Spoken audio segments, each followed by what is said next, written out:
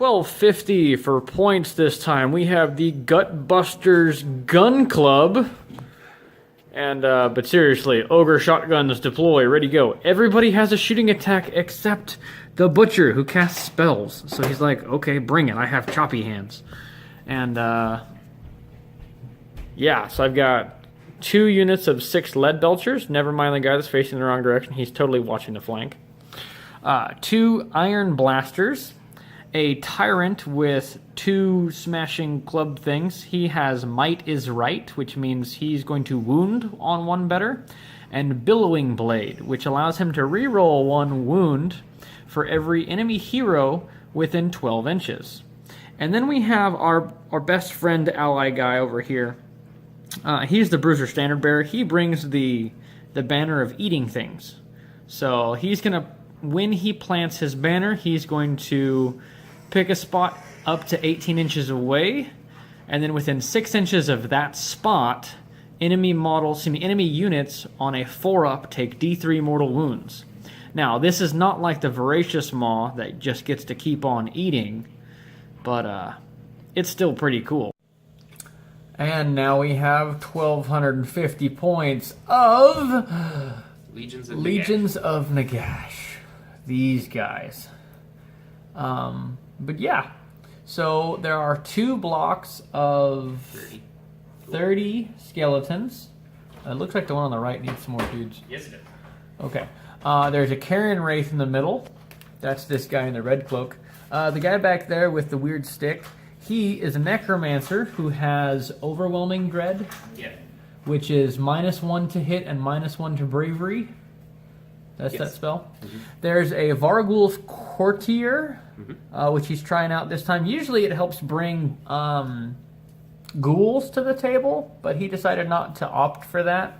It's too expensive. Because it's too expensive. He just can't bring the unit of ghouls.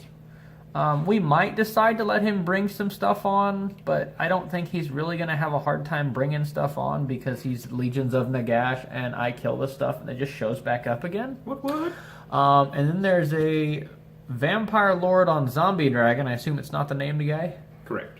Alright. And his cool toy is... the Terrorgeist Mantle. He has the Terrorgeist Mantle, which gives him a shooting attack, and the dragon has a shooting attack. The Terrorgeist Mantle also compares against bravery? Yes. Okay, so it works kind of like the Banshee Shriek. Exactly like the Banshee Shriek. Okay, exactly like the Banshee Shriek. And yeah, let's see how this goes.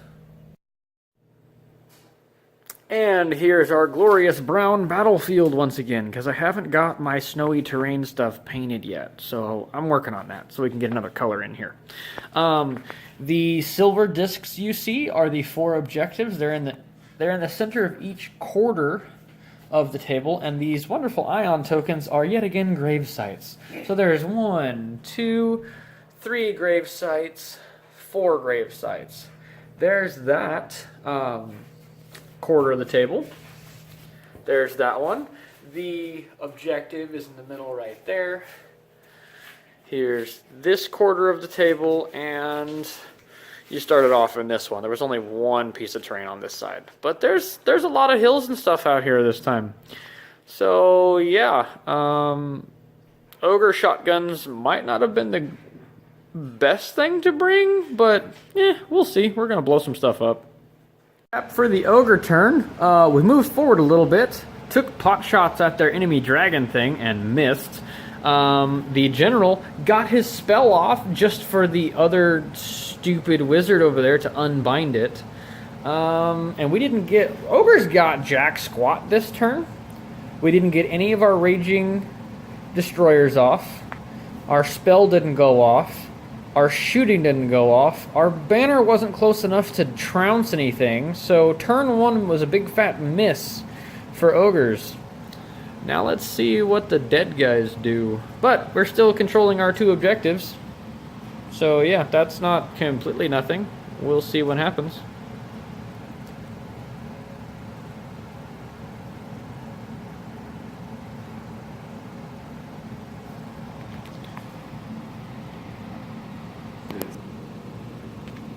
All right, so the dead guys have moved forward. The Varghulf did not run, but is inside of 12 inch. Excuse me, is outside of 12 inches of this line of Leadbelchers. He's gonna get shot to death, hopefully.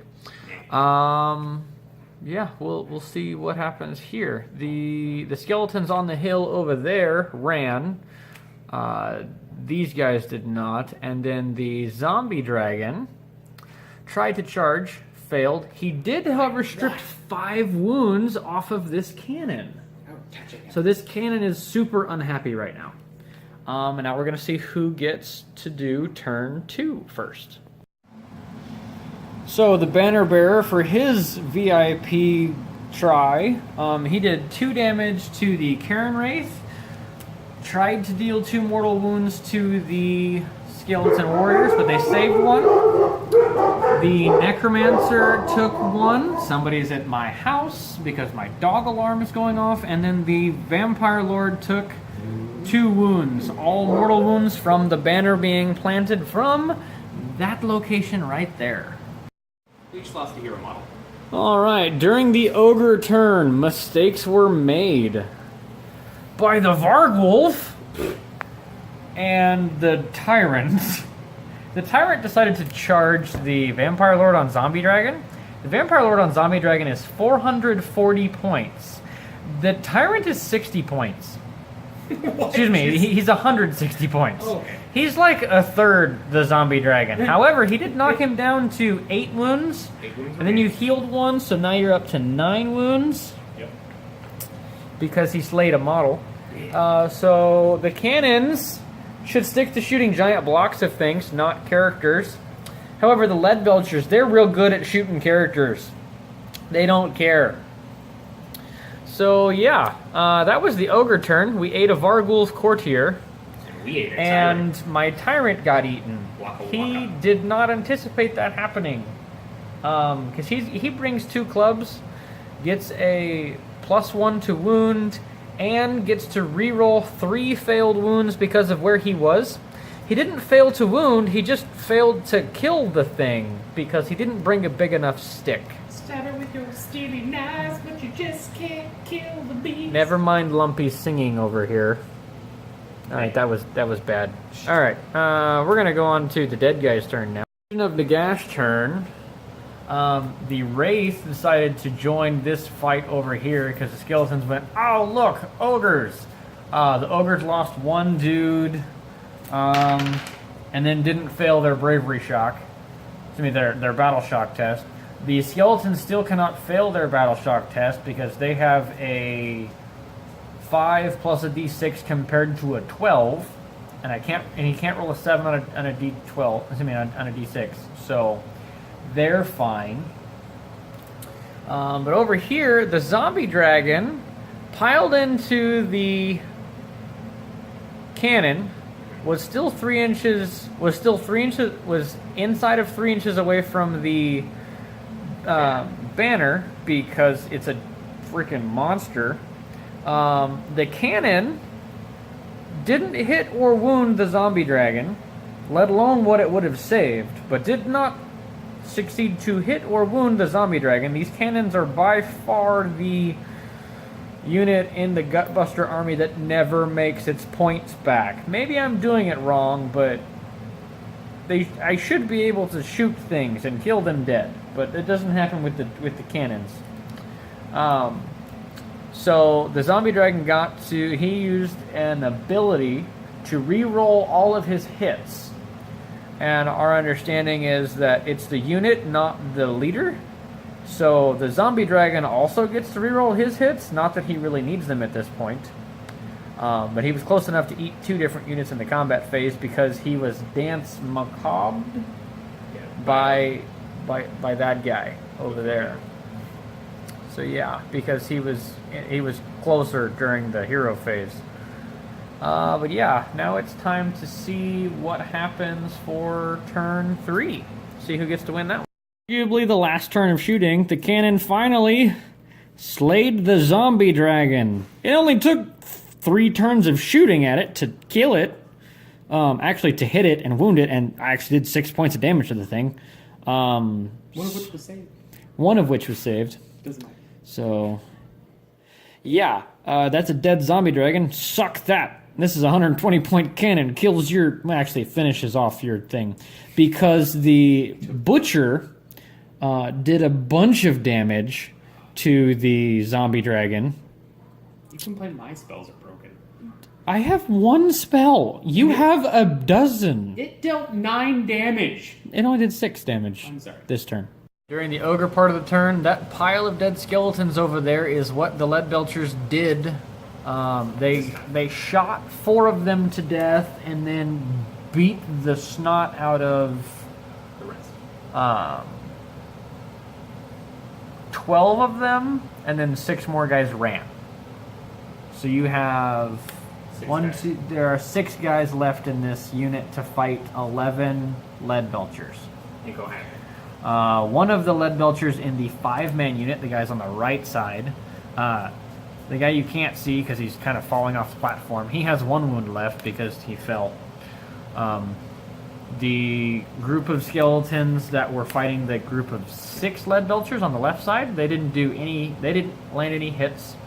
This side landed it landed enough hits to cause 4 wounds, and then I failed 1. I failed 3 saves of the 4, and I saved 1. Failed to die. That's what you did. So yeah.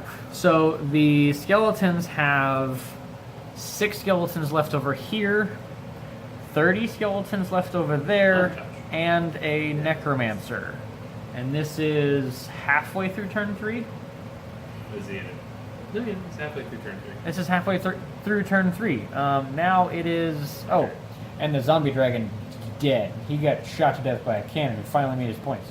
You said After his friend, the banner bearer, and the tyrant and all died, and the butcher, he did some spell work to that guy over there. This die on the general pog is how many command points the ogres have banked, because they're not really useful for ogres so far. Rerolling charge distance is nice, but I haven't had to yet. So yeah, that's the game so far. Let's see what the Necromancer does over there, as he has... Well, technically, he still has those 2 objectives. I think the ogres have that one now, just for number of models within 6 inches. We'll measure that at the end of the turn. Legion of Nagash phase. These guys moved closer. I don't know if that's a good idea or a bad idea, but they're doing it, so we'll see what happens. And the skeletons got 2 models back and then promptly lost them all. But they were able to do 3 damage to the group of 6 ogres. So now the group of 5 on the right and the group of 6 on the left each have 1 wound on an ogre. So yeah, now it's the ogre's bottom of... No, now we have to roll off for turn 4. Real quick, as a point cap, the ogres took that objective 1 turn after We took that. the Legions of Nagash took that objective. So the Legions of Nagash is up 2 points currently. And, yeah. Or maybe up 1 point. They're up by a number of objective points equal to 1 turn in difference. So, yeah. Alright, so during turn 4, the undead guys moved first. They decided to flood this corridor and go, come and get me. Because they summoned the 30 guys back. So yeah, during the hero phase of the ogres, the butcher was able to get rampaging destroyers off to move himself 6 inches forward. You know, because he started it over here and went, no, I'm gonna move over there. So then he could try to get Voracious Maw off.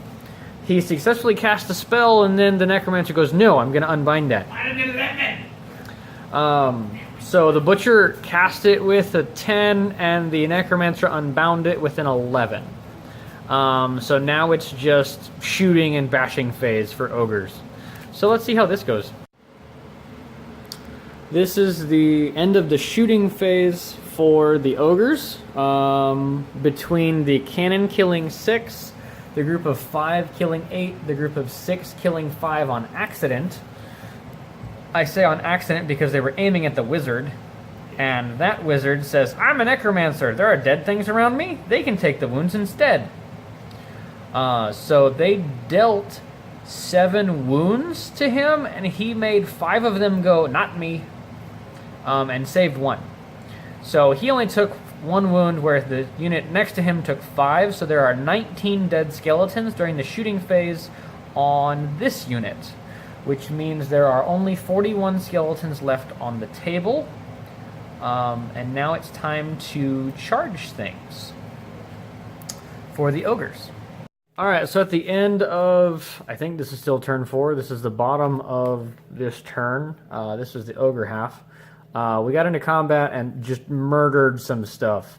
There were 3 guys left in this squad when Battle Shock kicked off, and then they died by a glorious -17 plus the D roll dice. Ooh, maxed it out. Okay, so... That's an 18, by the way. Oh, okay. So 24 are supposed to have fled. 24 of the skeletons fled, so Of the 3-man squad. these guys are no longer here anymore. They can join the pile of dead things. However, I would like you to see Frank. Is Frank the musician? He kicks his head around. He's got some nuts or bolts loose. I'm really not sure. But he's the music man. They followed the kicked head. They're dead now. And then the other guys lost 8. So they have a thing they need to roll. 8 plus their d6 compared to 9. Nothing. So 9 to 9, nothing happened. The group on the hill lost a dude. They're cool with their 1. The group on the floor lost a dude. Ooh. They have a bravery of 6. They lost a dude. They're matched. Because they're... Ooh, actually, a dude might be running because he might be within 6 of this banner. They are within 6 of the banner, so they're going to have a dude run away. Yay! Which one of you doesn't have... Nope, he's not running. We'll have this dude run away because it's his fault. He's the reason they're close enough, so they lose a dude. These guys are actually, like, in combat. They just couldn't get close enough to swing if their cannons are facing forward. So the ogres lost 3 guys, and the skeletons lost 38. And a wound on their wizard. No, So now we're going to roll for turn 5, the last turn of the game. So, bottom of turn 5. This is the last turn of the game because that's the way the rules are written, I think. That's my understanding anyway. If I didn't tell you already, this guy did not make it to 6 inches of that objective, so he does not get his brownie points. And he wasn't close enough for the butcher to tell him to run 6 inches, either during the hero phase or the movement phase. So yeah, the Leadbelchers decided to bash the skeletons to death. Also the wizard. Choppy Hands Butcher isn't great against things that actually have saves, but it's kind of nice whenever he consistently rolls like 8 or more attacks for a turn. Because the Butcher is not particularly...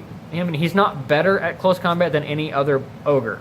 He's not like a real character. He doesn't... I mean, he's got choppy hands, but that's really his thing. And he can cast spells.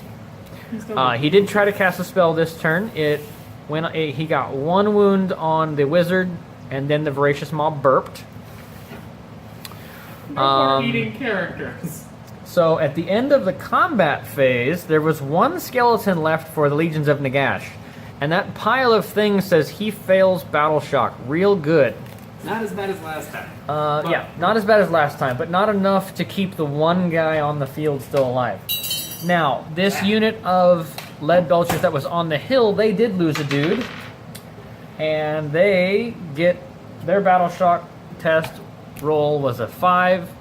There is no banner left, so it just brings them to a 6, which is their bravery. So they're fine. And I actually could have spent a command point, one of these 5 command points that I didn't spend all game to say that they don't take Battle Shock tests, but I forget that. Like, real good. Yep. So, I think technically Legions of Nagash won by objectives, but they're not here to claim them. Yeah. So I don't think they actually get to count it. Because I wasn't able to steal that objective from the Legions of Nagash, nor was I able to take that one. So they're still up by 1 in objectives, but nobody's left. So I think that counts as a major victory for the Ogres, which I think is the first one as a major victory for the Ogres. At least with Lumpy versus Rubaka. So yeah, that was 1250 Gutbusters versus Legions of Nagash.